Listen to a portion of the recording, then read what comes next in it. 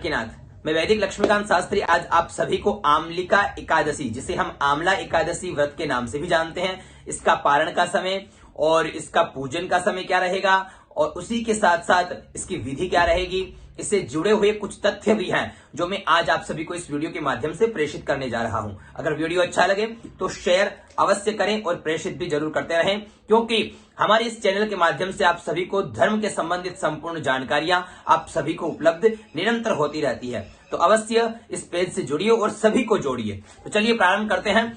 इस फाल्गुन शुक्ल एकादशी, जिसे हम आमला एकादशी के नाम से जानते हैं, कुछ आमलिका एकादशी के नाम से भी जानते हैं, जो इस वर्ष 14 मार्च को मनाई जाएगी और उसके अगले दिन यानी 15 मार्च को पारण का समय जो है वो रहेगा 6:32 से 8:55 तक उसके पारण का समय जो है वो रहेगा। तो चलिए हम प्रारंभ करते हैं कि हमें यह एकादशी व्रत के दिन करना क्या है। तो मैं बता दूं कि एकादशी व्रत का संपूर्ण फल हमें किस प्रकार से प्राप्त होगा। तो दशमी के दिन आप जागरण करिए, एक समय ही भोजन करिए और अगले दिन एकादशी के दिन यानी 14 मार्च को आपको करना क्या है कि सवेरे प्रातः उठ करके संध्या स्नान इत्यादि से निवृत्त होकर के फिर उसके पश्चात भगवान का पूजन करें। अगर आंवले का वृक्ष है तो अवश्य आंवले का वृक्ष का ही हमें पूजन करना है और वही भगवान विष्णु का पूजन उसी में करना है। नहीं तो कुछ आंवले की जो आंवला है अपने घर में लाएं और फिर उनको हम भगवान विष्णु के पूजन में चढ़ाएंगे। तो चलिए प्रारंभ करते हैं। तो हमें सबसे पहले भगवान विष्णु का पूजन करना है षोडशोपचार विधि के द्वारा और संकल्प लेकर के ही प्रारंभ करना है, क्योंकि संकल्पात जायते सिद्धि, बिना संकल्प के कोई भी कार्य हो वो सफल नहीं होता है। तो इसलिए संकल्प करें और भगवान निर्विघ्नता के साथ सिद्ध हो, इसलिए भगवान गणपति का, माँ गौरी उनके सहित षोडश मातृका अपनी कुलदेवी के सहित, है ना, और फिर नवग्रह का, भगवान वरुण का इत्यादि का सभी का पंचदेवों का पूजन करने के पश्चात में भगवान विष्णु का विशेष रूप से पूजन करें। अगर आंवले का वृक्ष है तो आंवले के वृक्ष में ही भगवान विष्णु का पूजन करें और भगवान विष्णु से अनेक जो भी आपकी कामनाएं हैं वो मांगिए और जिस उद्देश्य से आप ये व्रत कर रहे हैं उस उद्देश्य को भी आप भगवान को समर्पित करें। उसी के साथ साथ मैं बता देना चाहता हूं कि आंवले का ही उपयोग आपको उस दिन करना है। दिन भर केवल आंवले का ही उपयोग आपको करना है, जितना हो उतना आंवले का ही उपयोग करना है, क्योंकि यह आंवलिका एकादशी है। तो इस दिन की कथा क्या है मैं आपको बता देना चाहता हूं कि इस दिन चैत्ररथ नाम के एक चंद्रवंशी राजा थे, जो राजा बड़े ही धर्मिष्ठ थे, कर्मिष्ठ थे और बड़ा ही भगवान का भजन कीर्तन और आनंद से एकादशी व्रत को मनाया करते थे। तो अपने ही राज्य में वो इस आमलिका एकादशी व्रत को वो बड़े ही उत्सव के साथ मना रहे थे। तो वहां पे क्या हुआ, उसी जंगल में एक दुष्ट जो है एक आतताई रहता था।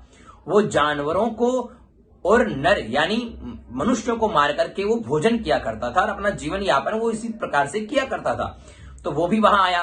उस दिन वो बड़ा भूखा था और वो क्या किया कि वो वहीं बैठ गया और वो उसने भजन सुना, कीर्तन सुना और उसे कुछ भी नहीं मिला और वो अगले दिन जो है जैसे ही भोजन किया तो उसकी मृत्यु हो गई।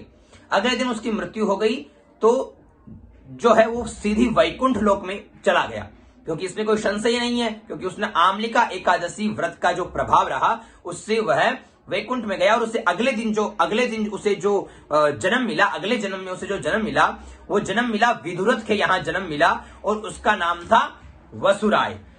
तो वसुराय नाम पढ़ने से वह बहुत उसी तरह धर्मिष्ठ कर्मिष्ठ राजा बना और एक समय वह भी जंगल में गया था। तो वहां पर कुछ जो शिकारी थे उन्होंने उन्हें घेर लिया और उनके ऊपर कुछ प्रहार किया तो उसका प्रभाव जो है उनको बिल्कुल भी नहीं पड़ा, क्योंकि भगवान विष्णु उनकी निरंतर सहायता कर रहे थे। उनके शरीर से वो प्रकट होकर के उन सभी दुष्टों को नाश किया, उन सभी दुष्टों को मार दिया और इस वसुरथ नाम के वंशज के जो राजा थे वसुराय, जो पूर्व काल में केवल इस आमलिका एकादशी व्रत करने जो अनजाने में हुआ वो करने से उनको इतना बड़ा प्रभाव पड़ा कि अगले जन्म में वो ऐसे सम्राट चक्रवर्ती राजा के यहाँ जन्म लिए। तो आपको इसमें कोई संशय नहीं है कि हमें यह एकादशी बड़े धूमधाम से मनानी चाहिए। इससे जुड़े हुए तथ्य यह भी है कि बाबा विश्वनाथ जो है इसी दिन मां पार्वती को लेकर के काशी में पधारे थे, जिससे उनका बड़ा ही भव्य स्वागत हुआ था। रंगोली, गुलाल, पुष्पों से खूब स्वागत हुआ। तो इस दिन काशी में भी खूब धूमधाम से यह उत्सव मनाया जाता है। आज भी भगवान शंकर का मां पार्वती के सहित वहां पूजन होता है और फिर दिन भर वहां उत्सव चलते हैं।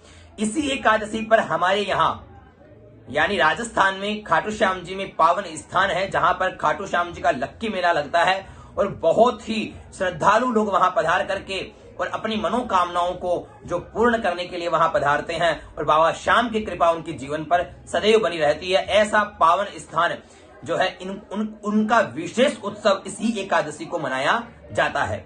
तो चलिए, इसमें कोई संशय नहीं है कि हमें भी यह एकादशी जो है बहुत धूमधाम से भगवान को प्रसन्न करने के लिए, भगवान का अर्चन करते हुए और यह एकादशी व्रत कीर्तन, नाम, भजन, श्रवण, भागवत कथा इत्यादि का श्रवण करते हुए हमें यह एकादशी मनानी है। तो चलिए, आपको यह वीडियो कैसा लगा कमेंट करके अवश्य बताएं और कुछ भी आपको हिंदू धर्म के संबंधित अगर जानकारी जाननी हो तो कमेंट अवश्य करें और हमसे जुड़े रहिए। जय जानकीनाथ।